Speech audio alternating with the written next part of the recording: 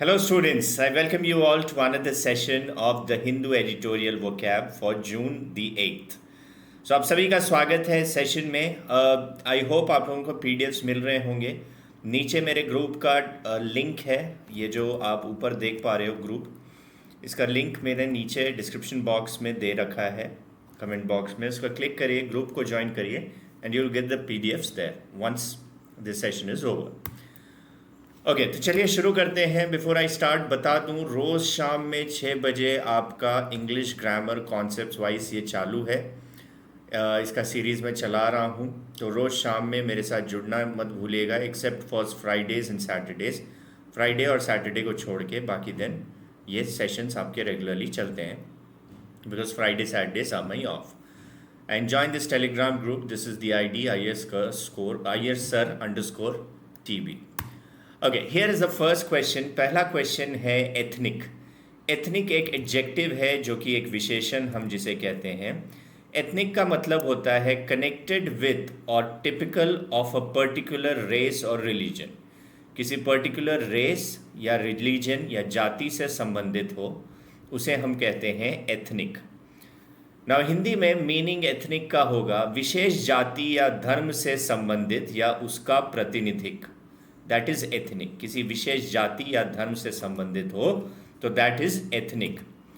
Now sentence था, the setting up of a 3-member panel by the union government to probe the ethnic violence in Manipur that has claimed nearly 100 lives and displaced over 35,000 people must be welcomed. Okay, now आप सभी को पता होगा कि मणिपुर में बहुत ज़्यादा violence चल रहा है। कुकी एंड मैती ट्राइब्स, ये एथनिक रेसेस हैं वहाँ के, उनके बीच में काफ़ी दंगे चल रहे हैं, राइट्स हो रहे हैं, काफ़ी वहाँ पे वायलेंस हो रहा है। उसको लेके ये आर्टिकल था जिसमें लिखा गया था कि जो यूनियन गवर्नमेंट है वो एक इंक्वायरी कमेटी बना रही है उस वायलेंस को इंक्वायर करने के लिए, उसमें इन्वेस्टिगेशन करने के लिए। ओके, जो कि 100 लाइव्स ले चुका है अभी तक और 35,000 पीपल डिस्प्लेस हो गए हैं। ये जो उन्होंने 3-member panel committee union government ने बनाया है इसको इन्वेस्टिगेट करने के लिए, ये एक अच्छी बात है, इसे वेलकम किया जा रहा है। That's the meaning. Now probe का मतलब इन्वेस्टिगेशन ऑलरेडी बता चुका हूँ, एथनिक भी बता चुका हूँ। एथनिक के सिनोनिम्स होंगे इंडिजिनस, नेटिव, ट्राइबल और रेशियल। ये सारे सिनोनिम्स होंगे आपके एथनिक के। इंडिजिनस बोलो, नेटिव बोलो, ट्राइबल और रेशियल। एंटनिम्स इसके हो जाएंगे non racial, non ethnic, global और universal. Okay, one who is non racial, non ethnic या ग्लोबल, कॉस्मोपॉलिटन जिसे कहा जाता है, पूरे दुनिया का। कॉस्मोपॉलिटन, ग्लोबल या यूनिवर्सल, ये सारे इसके एंटनिम हो जाएंगे, not belonging to a specific race और रिलीजन। तो ये सारे एंटनिम्स हैं। अगला वर्ड जो लेके आया हूँ दैट इज डेरिलिक्शन। डेरिलिक्शन एक नाउन है जिसका मतलब होता है the fact of deliberately not doing what you should be doing, especially when it is part of your job और रेस्पॉन्सिबिलिटी। खासकर जो कोई आपको ड्यूटी दिया गया है उसको जानबूझ के न करना, उसको हम कहते हैं डेरिलिक्शन ऑफ ड्यूटी। अभी जो उड़ीसा में जो ट्रेन एक्सीडेंट हुआ था बालासोर में, उसके लिए भी पूछा गया था कि was there any dereliction of duty, ऐसी कोई ड्यूटी थी किसी की करने की और उसमें कोई चूक हो गई हो, दैट इज डेरिलिक्शन। ओके, ड्यूटी को करने से, किसी अपने काम को करने से चूक जाना, दैट इज डेरिलिक्शन। हिंदी में जानबूझकर कर्तव्य में की गई लापरवाही या कर्तव्य पालन में विफलता, काम में उपेक्षा, कर्तव्य की उपेक्षा, मतलब कर्तव्य का पालन न करना, जानबूझकर मिस कर जाना चीज़ों को, कर्तव्य पालन करने से जानबूझकर लापरवाही करना, that's the meaning. So sentence था, its terms of reference are clear. An inquiry into the causes and the spread of the violence and whether there was any dereliction of duty by the authorities. जो committee बनाई गई है investigate करने के लिए violence को, उनका terms बिल्कुल क्लियर है। वो इन्वेस्टिगेट करने वाले हैं कि क्या कारण थे ये राइट्स, ये दंगे के लिए, वायलेंस के लिए, एंड ये स्प्रेड ऑफ वायलेंस क्यों हुआ और क्या किसी अथॉरिटीज़ के द्वारा किया गया कोई लापरवाही है अपनी ड्यूटी में, was there any dereliction of duty जिसके कारण ये वायलेंस हुआ, ये भी इंक्वायर किया जाएगा। That's the meaning of the sentence. Now dereliction का सिनोनिम होगा नेग्लिजेंस, हीडलेसनेस, रेकलेसनेस और लैक्सनेस। लैक्सनेस या लैक्सिटी भी बोला जाता है, किसी काम में लापरवाही करना। नेग्लिजेंस, हीडलेसनेस, रेकलेसनेस और लैक्सनेस ये सारे सिनोनिम्स हैं। एंटोनिम्स इसके हो जाएंगे कॉशन, अलर्टनेस और अटेंटिवनेस। ओके, ध्यान से अपने काम को करना, टेकिंग कॉशन, अलर्टनेस और अटेंटिवनेस, ये सारे इसके एंटोनिम्स हैं। अगला वर्ड जो लेके आया हूं दैट इज रिकंसिलिएशन। ये वर्ब नहीं है, sorry, reconciliation is a noun. Reconciliation is a noun, यहीं पे ठीक कर लेता हूं ताकि पीडीएफ में दिक्कत ना हो। रिकंसिलिएशन एक नाउन है, याद रखना। Okay, reconciliation is a noun which actually means a situation in which two people or groups of people become friendly again after they have argued or fought। ऐसा सिचुएशन जिसमें दो लोग या दो पार्टीज जिसके आपस में विवाद हुआ हो, बहस हुआ हो या झगड़ा हुआ हो, वो दोनों आपस में मिल जाएं और एक हो जाएं, उन दोनों में समाधान हो जाए, that is called reconciliation. Okay, Hindi में सुलह करना, समाधान करना या मेल जोल करना, दैट इज रिकंसिलिएशन। सेंटेंस था, this has the potential to set a process of truth telling in motion that could nudge the possibility of reconciliation between the wounded ethnic communities. Okay, ये जो इंक्वायरी इन्वेस्टिगेशन अगर सही तरीके से हो तो इसका ये पोटेंशियल है। पोटेंशियल मतलब इस इंक्वायरी का ये ताकत है, इसमें ये पॉसिबिलिटी है कि वो ट्रूथ टेलिंग, सच्चाई बाहर निकल के आएगी और इसके कारण ये दोनों कम्युनिटीज़ को पुश करेगा कि दोनों आपस में फिर मेल जोल बढ़ाएं, पूरे झगड़ा या विवाद भूल करके। सो नज का मतलब होता है kind of push, pushing through the elbow, that is nudging.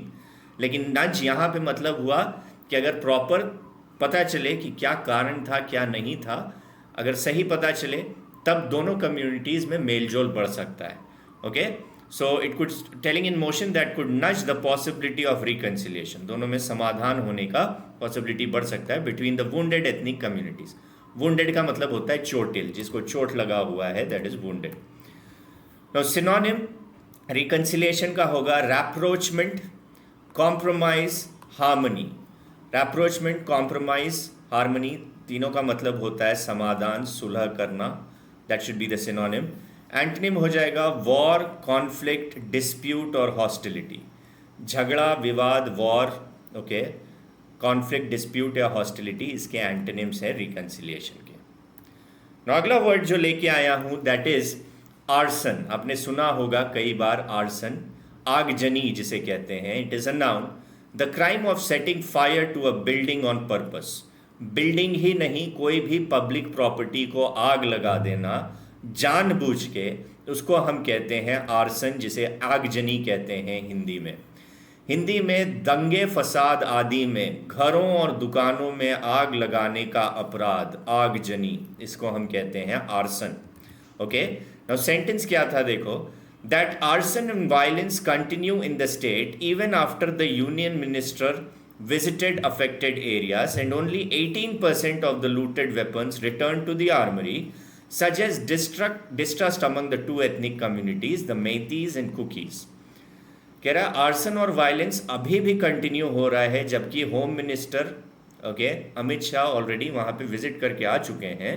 उसके बावजूद आर्सन और वायलेंस कंटिन्यू हो रहा है, आगजनी कंटिन्यू हो रही है, तोड़फोड़ कंटिन्यू हो रहा है, that is violence affected areas में। और बस 18% ऑफ लूटेड वेपन्स जो आर्मरी था, आर्मरी क्या होता है, जहाँ पे वेपन्स गोला बारूद को रखा जाता है, उसमें लोग लूट के ले गए थे और उसमें से बस 18% वेपन्स जो है वही वापस आया है आर्मरी में, बाकी अभी तक आया नहीं है। इससे क्या दिखता है कि अभी भी मेतीस और कुकीज़ जो वहाँ के कम्युनिटीज़ हैं, वहाँ की जातियाँ हैं, उनके बीच में अभी भी डिस्ट्रस्ट है। Okay, they are not ready to believe each other. So that's the reason अभी आर्मरी भी, उनका वेपन्स भी सरेंडर करने को कहा गया था जब अमित शाह जी वहाँ पे थे, बट बस 18% लोगों ने ही सरेंडर किया जिनके पास था, बाकियों ने नहीं किया, जिसका मतलब अभी भी वहाँ पे बहुत ही शांति अमन का माहौल नहीं है, लोग एक दूसरे पे ट्रस्ट नहीं करना चाह रहे। Okay, that's the meaning.